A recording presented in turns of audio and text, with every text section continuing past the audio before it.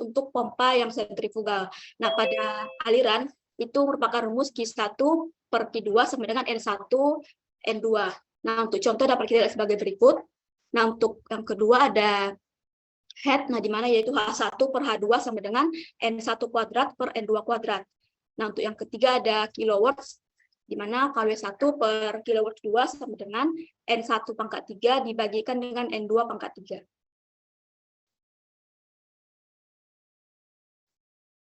Next.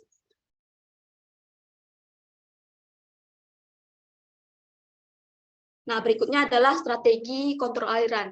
Yang pertama itu berhenti atau mulai kontrol. Nah, di mana pada yang pertama ini ada pun cara efektif untuk meminimalkan konsumsi energi, di mana aliran intermiten dapat diterima. Yang kedua dapat melewati katup dengan penghematan nol, dan yang ketiga keluaran gas atau katup kontrol aliran. Nah, di mana pada yang ketiga ini peningkatan penurunan tekanan sistem, gerakan kurva sistem, dan pengurangan efisiensi, serta efeknya lebih sedikit pada kurva versus gate pada bidang datar. Nah, yang keempat ada memotong impeller.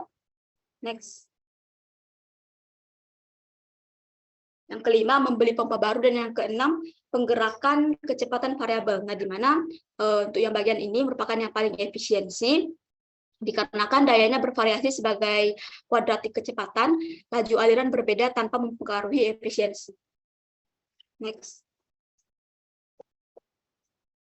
Nah, yang berikutnya merupakan metodologi pengoptimalan penggunaan energi.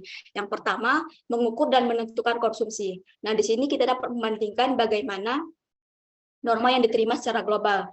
Nah, yang kedua itu melaksanakan audit energi dan neraca energi.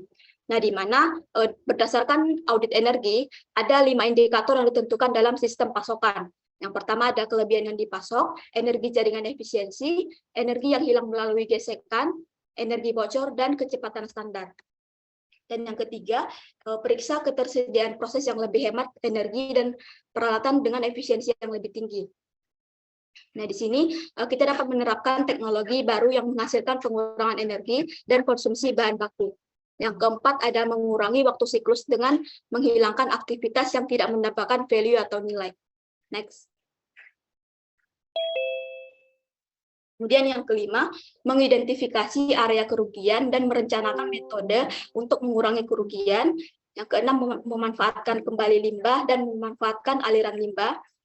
Ketujuh, mengganti bentuk penggunaan energi yang lebih tinggi dengan tingkat terendah atau biaya rendah ataupun energi terbarukan.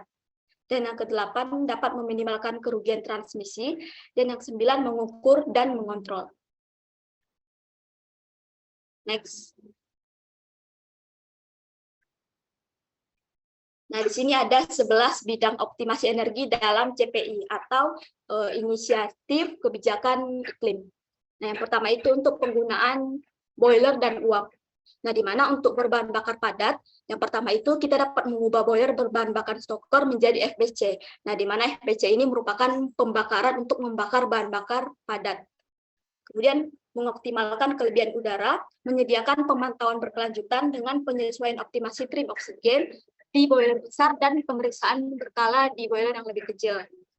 Kemudian panaskan udara pembakaran dengan limbah panas, lalu pasang penggerak frekuensi variabel atau VFD pada kipas udara boiler besar yang memiliki beban variabel. Kemudian membakar aliran limbah apabila diizinkan, dan menggunakan limbah bio seperti inti kelapa, sekam padi, dan bukan bahan bakar konvensional. Lalu mendaur ulang kondensat. Next. Kemudian memulihkan uap dari kondensat yang bertekanan tinggi, melewati uap melalui turbin uap pada tekanan balik daripada melalui stasiun pengurangan tekanan untuk bertekanan rendah. Lalu mengurus kebocoran uap dan memperbaiki isolasi yang rusak. Kemudian yang terakhir, periksa kemungkinan pemasangan sistem kogenerasi atau gabungan listrik dan pembangkit uap, ataupun sistem trigenerasi atau gabungan listrik uap dan pembangkit pendingin. Next. Baik, selanjutnya kita masuk pompa, di mana seperti pada gambar di samping merupakan gambar pompa. Biasanya pompa ini sepaket sama motornya, di mana pompa ini harus kita sesuaikan heat pump-nya dengan jenis pompa yang tepat, di mana heat pump ini energi persatuan berat fluida yang diberikan oleh pompa sehingga fluida dapat mengalir. Untuk menentukan heat pump, dapat kita menggunakan rumus yang tertera pada layar. Next. Yang kedua, manfaat gaya gravitasi secara umum pada pump ini sendiri untuk meningkatkan efisiensi pompa. Dengan rumus efisiensi pompa seperti di layar. Yang ketiga, kita harus menghindari penggunaan throttling untuk pengendalian aliran pada pompa. Dan sebaiknya kita menggunakan kontrol kecepatan untuk pengendalian aliran pada pompa. Next. Pada pemompaan ke sistem, kita menggunakan non-continue, di mana ada katup on-off otomatis yang perlu kita sediakan. Yang kelima, ada pemisahan muatan untuk high head maupun low head, dan pasang pompa secara terpisah. Selanjutnya, kita mengoperasikan pompa pendorong atau booster pump untuk muatan kecil yang membutuhkan heats yang lebih tinggi. Pemasangan pompa pendorong ini bertujuan untuk mengurangi kerja pada pompa utama. Next. Selanjutnya, kita akan mengoperasikan sistem pendingin dengan suhu diferensial fluida yang lebih tinggi. Hal ini untuk mengurangi laju alir dan menghemat energi pada pemompaan. Lalu kita dapat mengganti pompa lama dengan jenis pompa yang memiliki efisiensi tinggi. Contohnya itu ada rotary pump, di mana rotary pump ini memiliki efisiensi tinggi dan mengeluarkan udara dari aliran pipa. Ada juga namanya trimming atau pemotongan atau pemangkasan impeller pada pompa yang terlalu besar. Nah, pemangkasan impeller ini adalah cara yang hemat untuk mengurangi tekanan dan aliran yang dihasilkan. Next. Selanjutnya, kita dapat menghilangkan penggunaan pompa yang tidak perlu.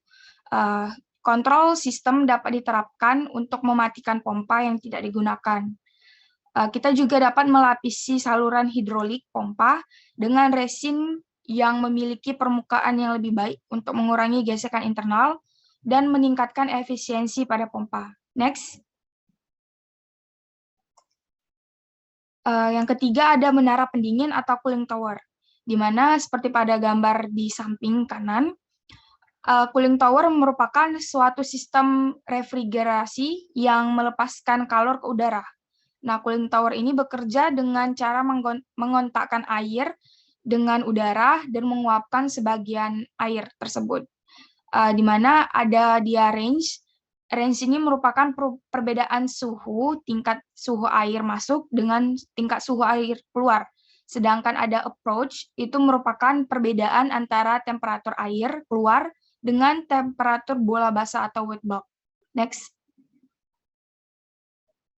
Jenis-jenis cooling tower ini, seperti pada layar, ada menara pendingin atau force draft, itu gambarnya ada di sebelah kiri. Nah, prinsip kerjanya adalah udara akan dihembuskan ke menara oleh sebuah fan yang terletak pada saluran udara masuk sehingga terjadi kontak langsung dengan air yang jatuh. Yang kedua ada cooling tower input drive dengan aliran berlawanan. Cara kerjanya, air akan dimasukkan pada puncak dan melewati bahan pengisi atau filler. Yang kedua, udara masuk dari salah satu sisi atau menara aliran tunggal atau pada sisi yang berlawanan atau biasa disebut menara aliran ganda. Nah, fan akan mengalirkan udara melintasi bahan pengisi menuju saluran keluar pada puncak menara. Next. Untuk gambarnya seperti berikut di sebelah kiri atas. Yang ketiga ada cooling tower input drive dengan aliran yang melintang. Prinsip kerjanya air panas masuk pada puncak menara melalui bahan pengisi atau filler. Nah, udara akan dimasukkan dari samping menara melewati filler sehingga terjadi kontak langsung dengan air pendingin dan akan menuju ke puncak. Gambarnya seperti di kanan bawah. Next. Selanjutnya kita akan masuk ke optimasi pada cooling tower, di mana kita memerlukan kontrol kecepatan kipas pendingin. Nah, biasanya kita dapat menggunakan VFD, di mana ini bermanfaat untuk mengendalikan kecepatan pada kipas untuk efisiensi energi. Nah, rumusnya seperti pada layar. Yang kedua kita akan menggunakan VVC sebagai bahan untuk pembuatan bahan pengisi berbentuk percikan atau splash fill, di mana bahan pengisi fill-nya ini merupakan jantung dari menara pendingin yang berfungsi sebagai media kontak air dan udara. Yang ketiga, kita dapat membersihkan secara berkala nozzle pendistribusian air. Dan kita dapat memastikan tidak terjadi penyebaran dari aliran air. Distribusi aliran yang seragam akan meningkatkan kinerja menara pendingin. Next. Selanjutnya, kita harus menjaga suhu air pendingin ke tingkat minimum dengan cara memisahkan beban panas yang tinggi seperti tungku dan kompresor udara. Lalu kita harus memantau rasio cairan terhadap gas dan laju air pendingin dan ubah tergantung nilai desain dan variasi musiman. Contohnya itu seperti kita menambahkan beban air selama musim panas dan meningkatkan aliran udara selama musim dingin. Lalu kita juga dapat memasang nozzle yang menyemprot dengan pola aliran yang lebih beragam. Dan kita dapat membersihkan permukaan dari sistem pendingin secara berkala untuk mencegah korosi dan pertumbuhan bakteri patogen agar menjaga kemurnian air. Next. Yang keempat ada sistem refrigerasi. Refrigerasi adalah cara mengubah suhu dari suatu produk agar suhu lebih rendah dari suhu lingkungan di sekitarnya dengan cara menyerap panas dari produk atau ruangan. Nah, komponen sistem ini biasanya ada kompresor, ada kondensor, ada evaporator, dan katup ekspansi. Ada gambar di sebelah kanan yang dapat kita lihat. Next. Untuk pengoptimasian pada sistem refrigerasi, yang pertama kita akan mengoperasikan chiller dengan suhu pengembunan serendah mungkin dan suhu evaporator dengan suhu penguapan setinggi mungkin. Kita akan lakukan pembersihan kondensor secara teratur untuk memastikan kinerja perpindahan panas dapat bekerja secara optimum. Kita dapat memeriksa secara teratur untuk tingkat cairan pendingin pada sistem pendingin. Apabila tingkat cairan pendingin itu rendah, maka yang dapat kita lakukan adalah pengisian ulang sistem dengan zat pendingin. Kita juga dapat memeriksa sekat-sekat yang rusak pada sistem pendingin. Hal ini bertujuan untuk mencegah terjadinya kebocoran dan berkurangnya tingkat cairan pendingin. Next. Selanjutnya, kita juga harus menjaga suhu air pendingin ke tingkat minimum dengan cara memisahkan panas yang tinggi seperti tungku dan kompresor udara. Selanjutnya, kita harus memantau rasio cairan terhadap gas dan laju aliran air pendingin dan kita ubah tergantung nilai desain musiman variasi. Seperti menambahkan beban air selama musim panas dan meningkatkan aliran udara selama musim dingin. Selanjutnya kita akan memasang penyemprol dengan pola aliran yang lebih beragam. Dan yang terakhir, membersihkan permukaan dari sistem pendingin secara berkala untuk mencegah korosi dan pertumbuhan bakteri patogen agar menjaga kemurnian air. Next. Yang kelima ada lighting atau dengan optimasinya. Next.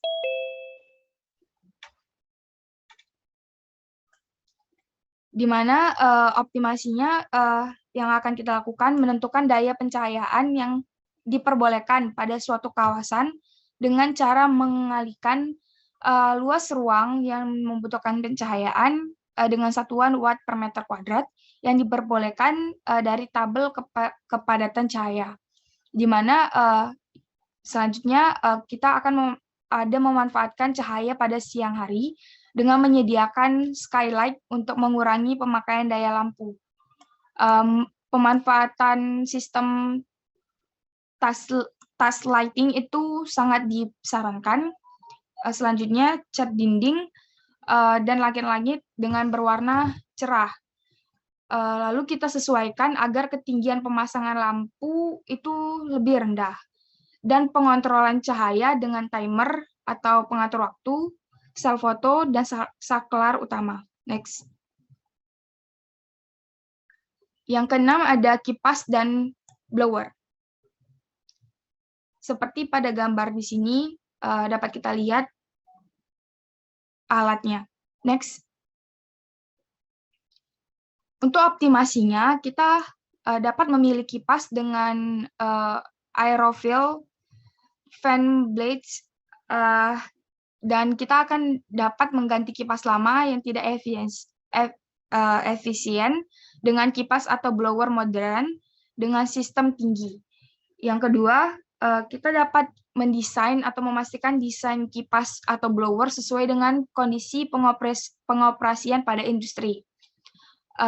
Kita dapat mengganti throat bypass control dan kontrol kecepatan. Kita juga dapat mengurangi pressure drop dalam sistem dengan desain atau ukuran saluran yang tepat. Dan juga kita dapat membersihkan layar, filter, dan bilah kipas secara teratur. Next.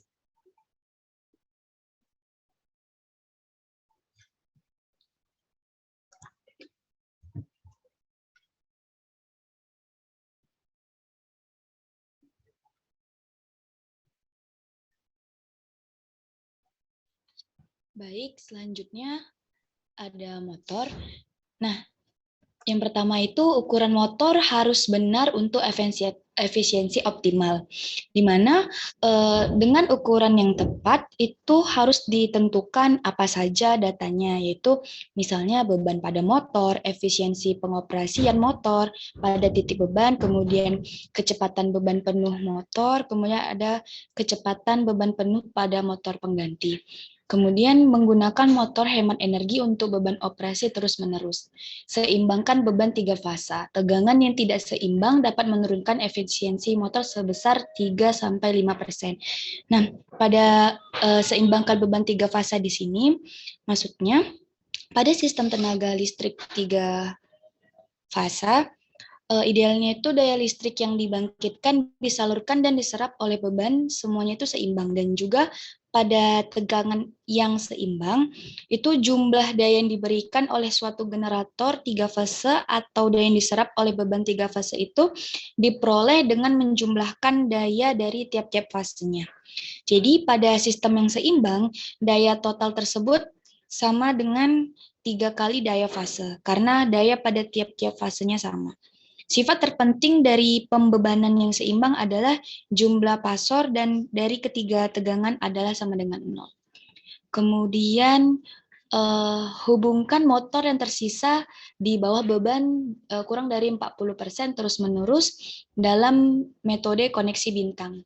Nah, pada motor listrik ini metode ada 2, metode koneksi bintang dan delta. Akan dilanjutkan di slide berikutnya. Kemudian di sini ada penggulungan ulang motor harus diperiksa keefisiensinya. Jadi apabila suatu motor itu melakukan suatu pekerjaan secara overload atau bebannya berlebih dan dioperasikan terus-menerus, maka akan terjadinya lilitan itu akan rusak atau terbakar. Jadi digunakanlah atau dilakukanlah penggulungan ulang atau rewinding itu pada motor yang terbakar, di mana dapat menurunkan efisiensi. Hal ini tuh dapat disebabkan karena teknik penggulungannya, kemudian mungkin material konduktor, jenis dan kinerja pengisolasian, ataupun suhu operasinya. Kemudian yang selanjutnya, sediakan bank kapasitor di MMC untuk mengkoreksi PF. Nah, untuk MMC itu di sini adalah modular multi-level converter atau converter multi-level modular, di mana converter ini tuh memberikan tegangan yang berlaku untuk aplikasi tegangan tuh yang lebih tinggi. Kemudian PF di sini itu ada power factor atau faktor daya. Nah, faktor daya ini jika rendah dapat mengakibatkan peningkatan konsumsi daya yang tinggi sehingga biaya listrik itu juga akan tinggi gitu. Kemudian faktor daya itu dapat diperbaiki dengan misalnya meminimalkan konsumsi energi, kemudian mengganti motor ke motor yang lebih premium, atau mungkin memasang kapasitor di sirkuit AC untuk mengurangi besarnya daya relatif di sistem. Kemudian yang terakhir, gunakan starter Luna atau VFD sebagai ganti kopling fluida untuk beban yang memiliki torsi awal tinggi atau beban yang rentan macet. Selanjutnya, next. Nah, tadi pada motor listrik itu ada dua rangkaian bintang dan delta. Jadi untuk yang di sebelah kiri itu rangkaian bintang, yang di sebelah kanan itu ada rangkaian delta. Nah, di sini tuh sambungan bintang itu hanya digunakan ketika kita membutuhkan daya yang lebih kecil dan hanya akan memberikan daya yang rendah jika dibandingkan dengan sambungan delta. Itu karena ketiga terminal di sambungan bintang itu korsleting dan akan menjadi netral. Selanjutnya, energy efficiency improvement and cost saving opportunities in petrochemical industry, atau peningkatan efisiensi energi dan penghematan biaya di industri petrokimia. Selanjutnya, energi adalah faktor biaya terpenting dalam industri petrokimia di Amerika Serikat, yang mana didefinisikan dalam ini adalah sektor industri kimia memproduksi bahan kimia organik dasar dan menengah volume besar serta plastik volume besar. Sektor ini menghabiskan sekitar 10 miliar dolar untuk bahan bakar dan listrik pada tahun 2004. Peningkatan efisiensi energi adalah cara penting untuk mengurangi biaya dan untuk meningkatkan pendapatan yang dapat diprediksi, terutama pada volatilitas harga energi yang tinggi. Nah, ada berbagai peluang yang tersedia di masing-masing pabrik yang ada di Amerika Serikat untuk mengurangi konsumsi energi dengan cara penghematan biaya. Kemudian di sini kita akan membahas di tingkat komponen, proses, kemudian fasilitas serta organisasinya. Banyak deskripsi ukuran mencakup penghematan yang diharapkan dalam energi dan biaya terkait energi berdasarkan data studi kasus dari aplikasi dunia nyata di petrokimia dan industri yang terkait. Selanjutnya. Nah, ada klasifikasi industri Amerika Utara atau NAICS, itu membedakan 7 subsektor industri kimia 4 digit sebagai berikut, di mana 4 digit ini sebenarnya adalah induk dari 6 digit. Di klasifikasi industri Amerika Utara itu mereka menggunakan 6 digit, namun di sini hanya 4 digit karena yang disebutkan di sini induknya saja. Nah, ada 7 subsektor yang dapat kita lihat di sini. 3251 itu manufaktur kimia dasar, 352 itu ada resin, karet sintesis, kemudian 3253 ada pestisida, pupuk dan sebagainya, 3254 industri farmasi dan obat-obatan, untuk 3255 itu manufaktur cat, 3256 bagian sabun, dan 3259 itu manufaktur produk dan persiapan kimia lainnya.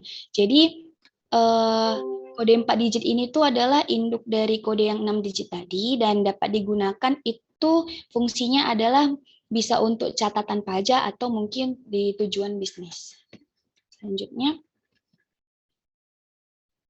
Nah, peralatan dan prasarana pendukung, yang pertama ada peralatan pengurangan emisi, peralatan penyimpanan dan penanganan produk, ada boiler, pembangkit gabungan panas dan tenaga, dan bagian lain dari infrastruktur, uap termasuk pipa dan katup, tungku dan pemanas proses, ada pompa, kompresor, vakum, peralatan pelepas tekanan dan kipas, serta penukar panas, pendinginan.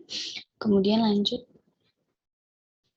Nah, di sini peralatan pengurangan emisi. Nah, kita tahu berarti kalau pengurangan emisi, berarti peralatan yang digunakan untuk menghilangkan zat pencemar dari pelepasan instalasi ke media udara atau air.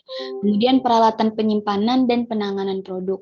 Nah, jadi di sini peralatan ini menyimpan bahan mentah atau barang jadi sampai dapat diangkut. Bahan disimpan secara terorganisir dan sistematis untuk memanfaatkan ruang dan meningkatkan efisiensi. Nah, sini ada 4 tipe. Tipe yang pertama peralatan penyimpanan dan penanganan.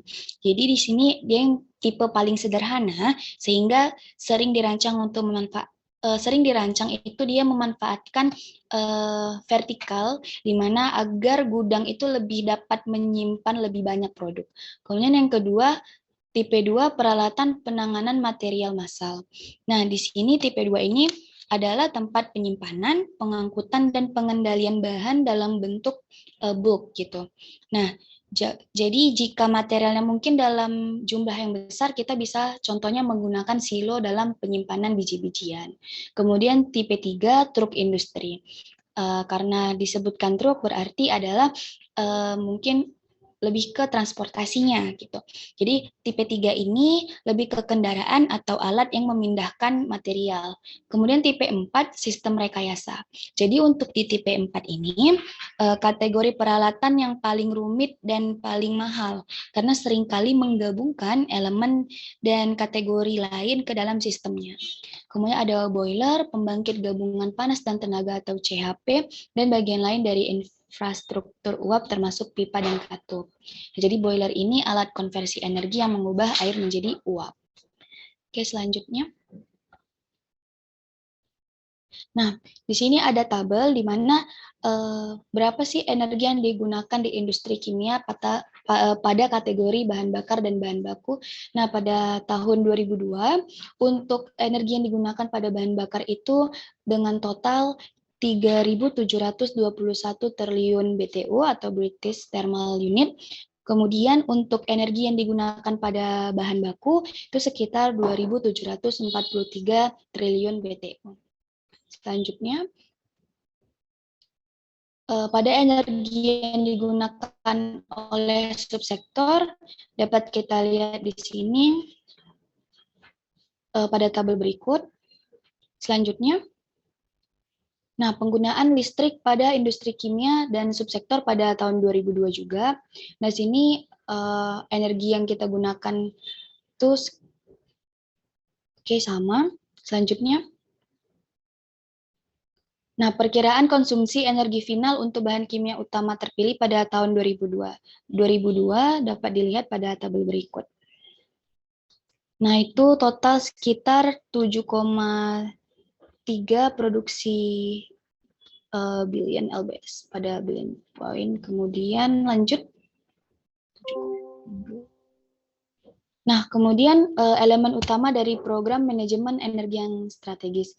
Jadi yang pertama kita create action plan, berarti kita membuatlah action plan, kemudian implement action plan, berarti kita mengimplementasikan, kemudian selanjutnya kita evaluate progress, berarti kita evaluasi bagaimana progres yang telah dijalankan, kemudian kita recognize achievement, kita lihat seberapa sih achievement atau pendapatan yang telah dihasilkan. Nah, dari effort progress itu kita bisa assess performance dan set goal. Kita itu bisa lihat bagaimana sih performansi dan juga goals atau mungkin tujuan yang dapat kita tujukan. Kemudian selanjutnya akan dilanjutkan oleh teman saya.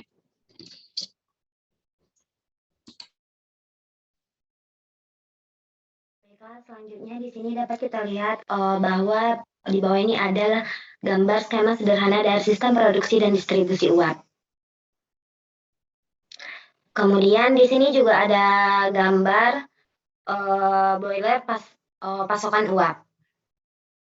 Nah, di sini juga ada tabel ringkasan langkah-langkah efisiensi energi di boiler atau pasokan uap. Nah, di sini ada serangkaian teknologi dapat menggunakan berbagai bahan bakar untuk menghasilkan listrik atau daya pada titik penggunaan. Memungkinkan panas yang biasanya hilang dalam proses pembangkitan listrik dapat dipulihkan untuk menyediakan pemanasan dan atau pendinginan yang diperlukan.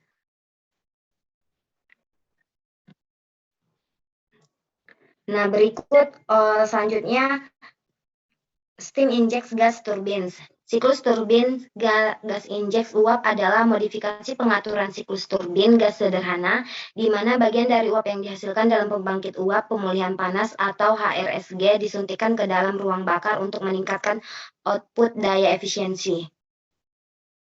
Kemudian high temperature, dengan potensi CHP yang lebih besar dan penghematan energi adalah CHP suhu tinggi. Dalam hal ini, gas buang dari pabrik CHP digunakan untuk memanaskan umpan sebuah tungku atau untuk memanaskan udara pembakaran. Steam expansion turbines. Turbin uap bekerja dengan menggunakan sumber panas, gas, batu bara, nuklir, surya untuk memanaskan air hingga suhu yang sangat tinggi hingga diubah menjadi uap. Berikut adalah gambar dari distribusi uap. Kemudian ini adalah ringkasan langkah-langkah efisiensi dalam sistem distribusi uap. Dan ini adalah gambar tungku dan pemanasan proses. Selanjutnya, perpindahan panas dan penahanan panas dalam pemanasan dapat dilihat sebagai berikut.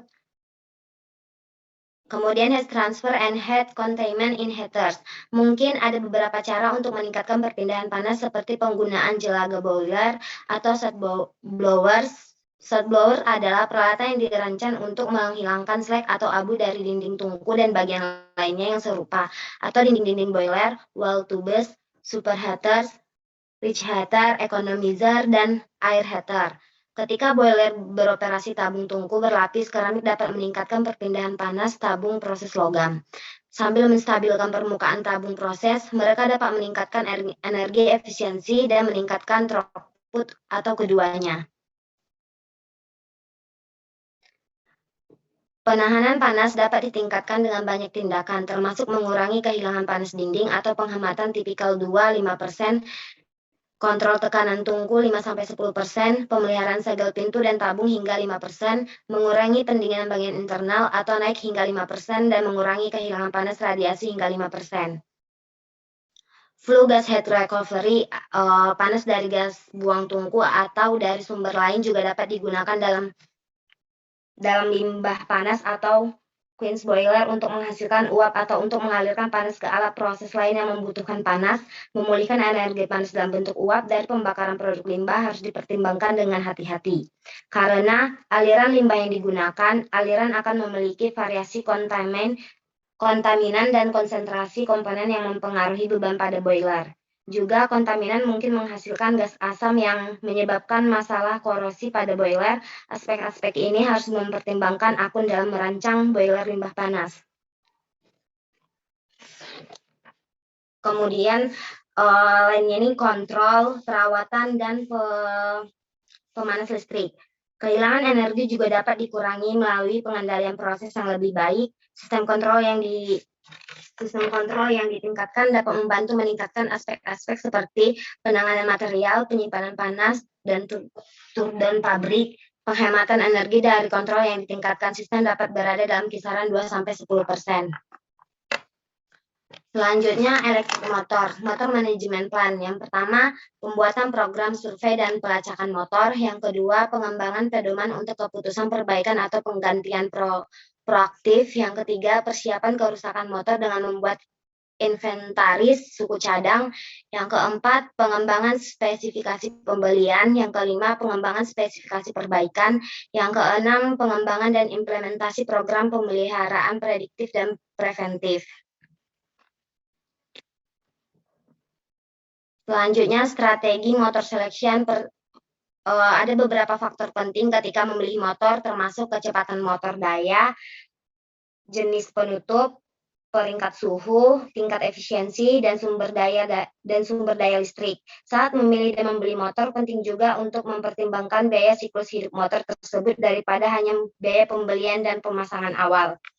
Yang kedua, pemeliharaan. Tujuan perawatan motor adalah untuk memperpanjang umur motor dan untuk mengantisipasi kegagalan motorik. Yang ketiga itu strategi pemeliharaan motor. Motor yang ukurannya tidak tepat menghasilkan energi yang tidak perlu kerugian menghasilkan energi yang tidak perlu kerugian mengganti motor berukuran besar dengan motor berukuran tepat menghemat. Rata-rata untuk industri AS 1,2% dari total konsumsi listrik sistem motor. Selanjutnya yaitu ada pompa atau alat pompa, di mana pompa itu merupakan suatu alat mekanik fluida yang berfungsi untuk memindahkan suatu fluida dengan cara mendorong fluida tersebut langsung atau secara mekanik, atau bisa kita bilang kalau misalnya prinsip kerjanya itu dengan cara mengubah energi mekanik menjadi energi tekan atau energi kinetik fluida, yang dimana akan menyebabkan pertambahan heat tekanan, heat kecepatan, heat potensial dari fluida yang mengalir tersebut secara kontinu. Next.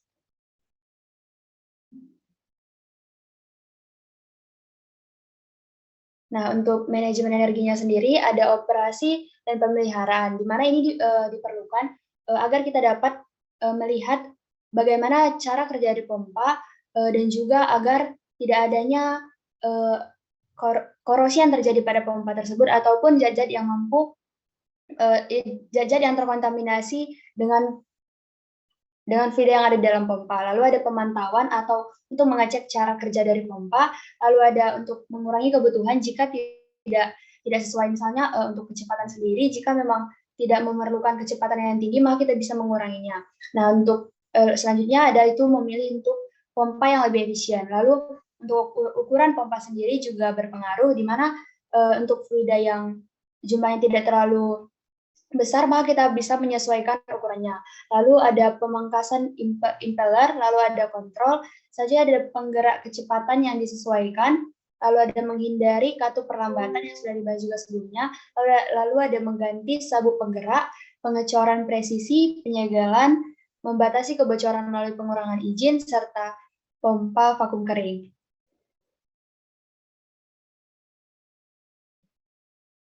Nah, di sini ada operasi dan pemeliharaan.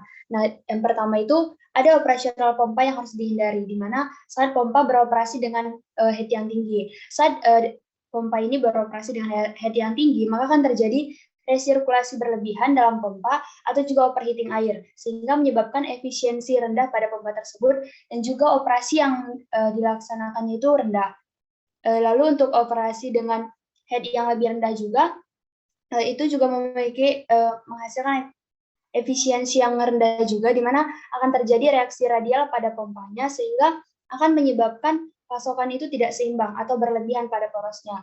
Lalu untuk yang ketiga itu saat pompa ini beroperasi pada daya isap yang tinggi atau suction lift-nya, di mana akan terjadi tekanan di mata impellernya dan sisi isapnya itu akan jatuh di bawah tekanan uap, maka airnya itu akan menjadi uap sehingga pompa debitnya itu akan berkurang secara drastis sehingga kurang efisien. Lalu untuk yang terakhir itu ketika dia beroperasi pada perendaman yang rendah, maka akan menimbulkan fenomena vortex yang akan menyebabkan getaran berlebihan atau overloading bantalan sehingga mampu menurunkan debit atau juga efisiensinya. Lalu yang terakhir itu saat beroperasi dengan terjadinya volatilitas. Nah, ketika terjadinya volatilitas, maka akan menyebabkan getaran yang berlebihan, maka harus dihentikan. Jadi ketika mengoperasikan pompa itu kita harus mengoperasikannya itu dengan head yang tidak terlalu tinggi dan juga tidak terlalu rendah.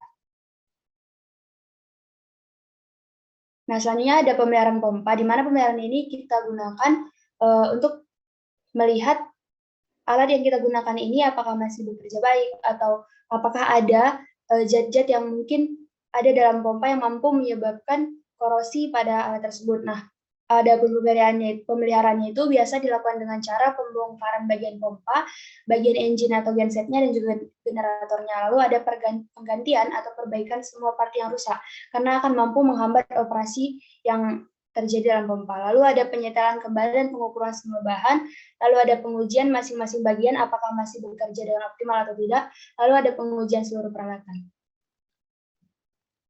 Nah, selanjutnya itu fan dan blower atau kipas. Nah, fan ini merupakan peralatan yang menyebabkan aliran suatu fluida gas dengan cara menciptakan sebuah benda tekan melalui pertukaran momentum dari bilah fan atau kipas tersebut ke partikel-partikel fluida gas. Sedangkan blowernya itu adalah alat yang digunakan untuk menaikkan atau memperbesar tekanan udara atau gas yang dialirkan dalam suatu ruangan tertentu. Nah, juga sebagai pengisapan atau pemvakuman udara gas tertentu, di mana prinsip kerjanya ini mengalirkan fluida serta mengubahnya dari tekanan rendah ke tekanan tinggi. Hampir mirip dengan pump. Next. Nah, di sini ada ukuran kebesaran kipas. Di sini berpengaruh karena kalau misal kita membutuhkan kipas yang kita membuat kipas yang ukurannya besar namun tidak sesuai dengan apa yang kita butuhkan, maka akan berpengaruh terhadap biaya operasional kita. Lalu ada penggerak kecepatan, itu harus kita sesuaikan. Jika tidak membutuhkan kecepatan yang terlalu tinggi, maka kita akan membeli kipas yang dengan kecepatan yang lebih rendah. Lalu ada belt atau efisiensi tinggi atau belt roda gigi atau biasa disebut sebagai coach belt. Nah, di sini ada contoh penggerak kecepatan. Nah, yang pertama itu ada fan propeller. Nah, di sini ada beberapa kelebihannya, yaitu masalah laju alur udara yang tinggi pada tekanan rendah, tidak membutuhkan saluran kerja yang luas. Namun kelemahannya ini, dia menghasilkan efisiensi yang relatif rendah dan juga menghasilkan suara yang agak bising. Selanjutnya.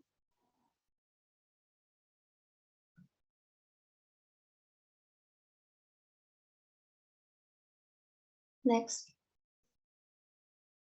Nah, yang kedua itu ada yang aksial. Nah, di sini juga ada di mana dia juga bisa beroperasi dalam tekanan lebih tinggi dan efisiensi operasinya itu lebih baik daripada si fan propeller tadi. Tapi ini harganya relatif mahal dan juga tingkat kebisingannya juga lumayan tinggi dan efisiensinya juga tidak terlalu tinggi. Dan untuk fan yang dengan baling-baling, dia ini cocok untuk tekanan sedang sampai tekanan tinggi, lalu dapat dipercepat sampai ke nilai kecepatan tertentu. Namun untuk harganya sendiri juga relatif mahal dibandingkan dengan fan impeller. Nah, di sini juga kita menggunakan belt drive, di mana ada beberapa jenis belt. Yang pertama itu ada wedge belt, coach belt, dan juga flat belt. Nah, yang kita pakai itu coach belt. Kenapa? Karena diklaim bahwa coach belt ini memberikan efisiensi yang cukup besar, yaitu 93-98%, dan sejalan dengan penggunaannya. Namun harus dijaga untuk tetap memeliharanya. Next. Nah, lalu ada kompresor dan sistem udara terkompresi. Nah, di sini kompresor adalah alat mampat atau pengkompresi udara, dengan kata lain adalah penghasil udara mampat. Nah, karena proses pemampatan yang terjadi, maka udara yang punya tekanan yang lebih tinggi dibanding udara yang ada di dalam kompresor ini akan lebih tinggi dibandingkan dengan tekanan udara lingkungan. Nah, adapun prinsip kerjanya sendiri itu akan menghasilkan udara dengan bertekanan dengan cara menghisap dan memempatkan udara tersebut, kemudian disimpan dalam bejana udara untuk disuplai kepada pemakai sistem atau sistem pneumatik. Nah, di sini juga ada manajemen energinya, di mana harus ada pemeliharaan udara terkompresi, ada pemantauan atau untuk mengecek kerja dari kompresor, lalu ada mengurangi kebocoran pada pipa dan peralatan. Karena kalau terjadinya kebocoran, maka akan berpengaruh terhadap fluida yang ada di dalam, terhadap udara yang ada di dalam kompresor tersebut. Lalu ada mengurangi suhu udara masuk, lalu ada memaksimalkan titik embun tekanan yang diizinkan pada asupan udara, lalu untuk mengoptimalkan kerja dari kompresor agar sesuai dengan bahan. Jika bahannya tidak terlalu berat, maka kita bisa menyesuaikan dengan alat tersebut. Lalu ada kontrol, lalu ada ukuran regulator yang tepat, lalu mengukur diameter pipa dengan benar, ada pemulihan panas untuk pemanasan awal air dan pemanas ruangan, lalu ada penggerak kecepatan yang juga disesuaikan dengan kecepatan yang dibutuhkan, lalu ada motor dengan efisiensi yang tinggi. Nah, di sini ada penggerak kecepatan yang dapat disesuaikan itu adalah penggerak motor, di mana penggerak motor ini merupakan teknologi yang digunakan untuk mengubah tekanan konstan dari daya listrik AC menjadi tegangan yang dapat divariasikan. Nah, penggerak motor ini menghasilkan efisiensi lebih tinggi dibandingkan motor sederhana, di mana tingkat pengontrolannya tidak tersedia di sederhana yang digerakkan secara langsung, namun di dalam penggerak motor ini ada. Lalu untuk faktor seperti ini juga akan ketika kita menerapkan penggerak kecepatan yang sesuai, maka kita akan menghemat biaya energi dan performa produksi yang kita hasilkan juga akan baik dan juga memperpanjang masa pakai motor sehingga biaya produksi kita juga bisa kita hemat. Next. Nah, selanjutnya ada distilasi. Nah, distilasi atau metode pemisahan berdasarkan volatilitas atau suatu kemudahan menguapnya suatu bahan, ataupun biasa kita katakan bahwa pemisahan berdasarkan titik didih. Nah, dalam distilasi ini campuran zat yang dididihkan itu akan menguap dan uap akan didinginkan kembali menjadi cairan. Nah, zat yang memiliki titik didih lebih rendah biasanya akan menguap terlebih dahulu. Nah, di sini ada juga manajemen energinya, di mana kontrol distilasinya itu ditingkatkan. Lalu ada optimalisasi rasio reflux, lalu ada pemeriksaan kemurnian produk untuk mengecek produk kita itu apakah murni atau tidak, lalu ada penyesuaian tekanan operasi musimannya, ada isolasi kolomnya, ada mengurangi tugas boilernya, lalu ada pengondisian umpan, meningkatkan internal kolom, dan juga pengoptimalan stripper, di mana penggunaan energi utama yang dalam distilasi itu digunakan oleh boiler. Nah, boiler terletak pada bagian bawah distilasi, sedangkan bagian atas itu ada kondensor. Nah, salah satu cara untuk mengurangi beban dari kondensor atau mengurangi tugas dari boiler ini, kita dapat menggunakan si rasio reflux. Makanya kita mengoptimalisasi rasio reflux ini dengan cara itu cairan dari vapor yang telah terkondensasi kita masukkan kembali ke bagian kolom, lalu cairan yang jatuh akan membantu mendinginkan vapor yang naik ke atas sehingga dapat meringankan beban kerja dari si kondensor. Nah, rasio dari reflux ini penting untuk meningkatkan efisiensi. Nah, beberapa aspek lain itu yang dapat kita optimalkan itu pembaruan bagian internal dari kolom si distilasi sendiri. Nah, serta penambahan insulasi kolom agar lebih sedikit panas atau kalor yang keluar dari sistem, serta pengurangan beban dari boiler ini akan menyesuaikan kondisi dari titik yang masuk. Nah, lalu ini ada pengoptimalan stripper yang sudah dibahas tadi juga. Kita harus tahu si stripper itu adalah alat yang digunakan untuk mengambil suatu zat atau senyawa dari senyawa lainnya dalam fase yang berbeda. Stripper itu juga disebut sebagai kolom distilasi yang berfungsi untuk memisahkan campuran. Nah, di sini terjadi perpindahan massa zat. Untuk mempercepat dari perpindahan massa zat tersebut, kita harus memperbesar driving force-nya juga atau gaya dorongnya. Nah, gaya dorong itu dapat kita perbesar dengan cara menurunkan tekanan operasi sistem, menaikkan jumlah steam-nya, lalu menaikkan temperatur larutan agar stripper dapat bekerja dengan optimal. Nah, yang selanjutnya itu ada bangunan atau HIVC dan pencahayaan. Yang pertama, efisiensi untuk sistem HIVC dan juga untuk efisiensi energi untuk si pencahayaan. Nah, yang pertama itu untuk sistem, di mana ada manajemen energinya itu ada desain sistem hemat energi, ada pengaktifan kembali, pemeriksaan kemurnian produk, ada sistem pemantauan dan juga kontrol energi, ada suhu setback jam produksi, ada perbaikan kebocoran saluran, sistem volume udara variabel, laju kecepatan yang dapat disesuaikan. Lalu ada sistem pemulihan panas, modifikasi kipas, atau menggunakan kipas yang efisien, lalu ada penggunaan kipas ventilasi, pemulihan air dingin, pemanasan sinar surya, ada refleksi bangunan, insulasi bangunan, dan jendela pancaran rendah. Nah, di sini desain itu juga mempengaruhi ya untuk biaya operasional kita dan juga mempengaruhi efisiensi yang akan dihasilkan. Nah, untuk pemeriksaan kemurnian produk sendiri, ketika produk itu sudah terkontaminasi zat, maka produk itu akan kehilangan atau kekurangan tingkat kemurniannya, maka akan mempengaruhi produksi yang akan dihasilkan. Next. Nah, lalu ada efisiensi energi untuk si pencahayaan. Nah, yang pertama itu adalah mematikan lampu di area kosong, lalu mengontrol pencahayaannya, lalu ada bias elektronik, lalu ada penggantian tabung T12 menjadi T8, lalu ada penggantian lampu merkuri, pengurangan tegangan pelepasan intensitas tinggi atau HD, dan lampu neon intensitas tinggi. Nah, di sini kontrol pencahayaan itu perlu agar efisiensi energi yang diberikan oleh pencahayaan itu dapat lebih baik atau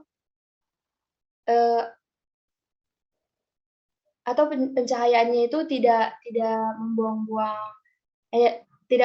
energi atau lebih menghemat energi. Next. Nah, yang terakhir itu ada kesimpulannya, di mana Langkah pertama yang penting dalam peningkatan energi itu adalah menetapkan program manajemen energi atau aturan energi yang terfokus dan strategis. Nah, di mana dari manajemen energi tersebut kita bisa mengidentifikasi dan menerapkan langkah-langkah apa yang harus kita lakukan agar praktik efisiensi energi di seluruh organisasi akan mengalami peningkatan yang berkelanjutan. Nah, selanjutnya itu untuk penghematan yang diharapkan terkait dengan beberapa tindakan individu yang mungkin relatif kecil, efek kumulatif dari tindakan ini di seluruh pabrik berpotensi cukup besar. Nah, lalu ada tingkat penerapan langkah-langkah yang bervariasi menurut pabrik dan juga penggunaan akhir. Nah, evaluasi berkelanjutan dari langkah-langkah tersebut juga akan membantu mengidentifikasi penghematan biaya dalam program manajemen energi yang sedang berlangsung. Lalu ada pembawa sumber daya dan energi yang semakin terbatas dan mahal, jadi kita harus membuat manajemen energi sehingga menghasilkan efisiensi yang lebih baik.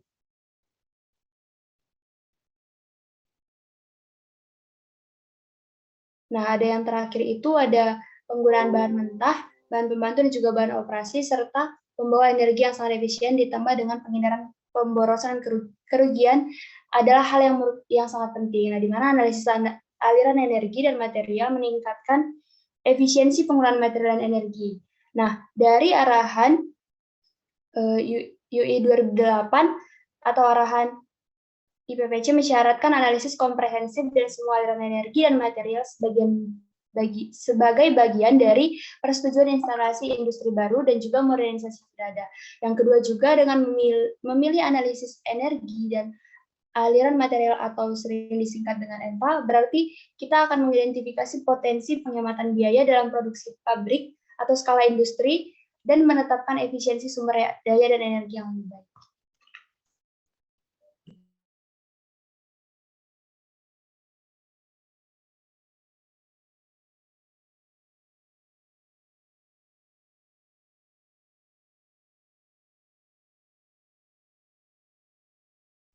Baik.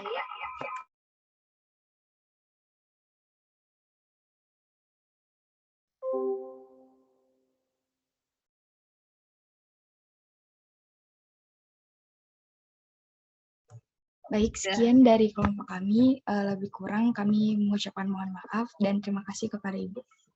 Ya, oke, baik ya. Tadi kelompok 2 sudah menjelaskan dengan baik, sama juga seperti minggu lalu di kelompok 1. Saya lihat adik-adik bersungguh-sungguh ya sejauh ini ya dalam menyiapkan materinya, menyampaikannya juga sudah baik. Oke, kita tidak usah buka sesi tanya jawab ya, Dik. Kita sudah hampir 1 jam ya menghabiskan kuota kita untuk ini. Jadi sesi tanya jawabnya kita tunda. Jadi dari 2 presentasi ya, di 2 minggu ini ternyata kita melihat bahwa memang manfaat ya kita belajar tentang manajemen energi.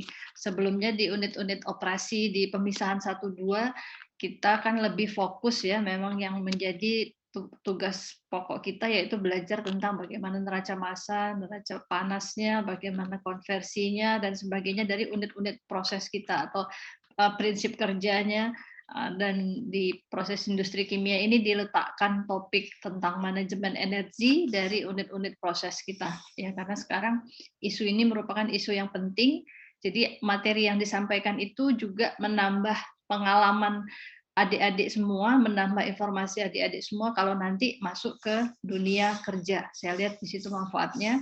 Jadi kita sudah mempunyai pola pikir atau dasar pemikiran bagaimana memanage, menghemat energi, mengoptimalkan unit proses kita, memprediksi pemeliharaannya. Makanya sekarang ada topik khusus ya. Ini manajemen energi juga merupakan rumpun ilmu yang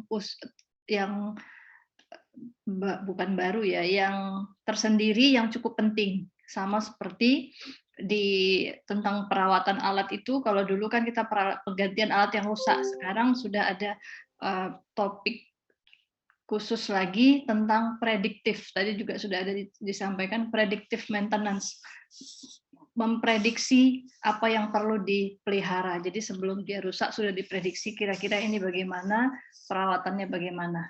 Karena itu adalah tugas kita di strata 1, kita memprediksi maintenance daripada unit-unit proses kita. Jadi memang sangat menarik sekali.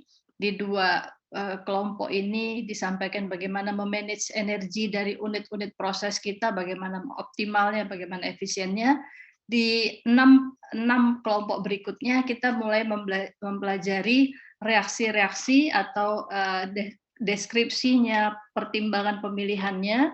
Baru setelah UTS, adik-adik lanjutkan dengan kunjungan lapangan tentang proses industrinya, gabungan antara unit prosesnya dengan proses atau reaksinya. Jadi demikian supaya bermanfaat topik daripada mata kuliah proses industri kimia kita ini.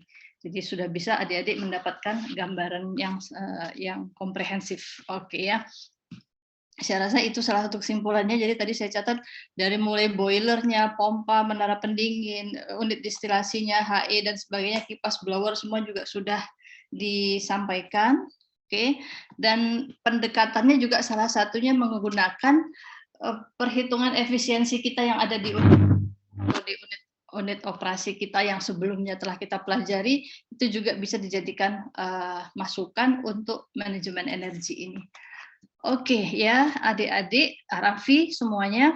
Jadi minggu depan 2 minggu lagi kita lanjutkan di hari Sabtu ya Raffi, kalau bisa online saja dulu untuk kelompok 3 dan kelompok 4. Oke, kalau tidak ada lagi kita tutup kuliah kita hari ini. Jangan lupa presensinya. Selamat pagi menjelang siang. Assalamualaikum warahmatullahi wabarakatuh. Waalaikumsalam warahmatullahi wabarakatuh. Selamat siang, Bu. Terima kasih, Bu. Sama, oke.